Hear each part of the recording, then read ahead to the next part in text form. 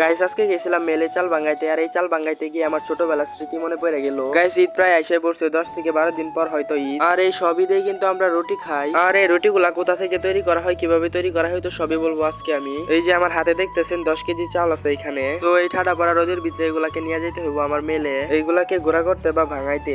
আর এই 10 কেজি চাল নিতে আমার বাজার পর্যন্ত খুবই কষ্ট হইতেছিল। আর এই সমস্যার কারণ হলো আমাদের এই রাস্তার অবস্থা খুবই খারাপ। এখান দিয়ে একটা ভালো মানুষ হাইটা যাইতে পারবো না। আর আমি 10 কেজি চাল নিয়ে যেতেছি, বুঝতেই তো পারতেছেন। তারপরে বাজারে এসে অনেকক্ষণ যাবত বসে আসছিলাম, একটা অটো পাইতেছিলাম না। তো তারপরে ফাইনালি একটা অটো পাইছি, আর এই অটোতে আমি আইসা পড়ছি সোজা মেলে। আর এই মেলে আইসা দেখি যে কি পরিমাণে ভিড়, দেখতেই তো পারতেছেন। আর এরকম ভিড় থাকার কারণে আমি আইসা পড়ছিলাম একটা দোকানে চা খাওয়ার জন্য। তারপরে আমার হঠাৎ চোখ পড়লো এই ছোট ভাইয়ের চরকির উপরে। এইগুলা দিয়ে আগে ছোটবেলা কত খেলাধুলা করতাম, কত ঝগড়া হয়েছে এই চরকি নিয়ে। ছোটবেলার দিনগুলো আসলে অনেক সুন্দর ছিল। তার কিছুক্ষণ পর মেলে আইসা দেখি যে আমার চালগুলাকে আগে ভাঙাইতেছে। তো ফাইনালি আমাদের চাল ভাঙানো কমপ্লিট। তো এগুলা দিয়ে কিন্তু রুটি বানানো হয়।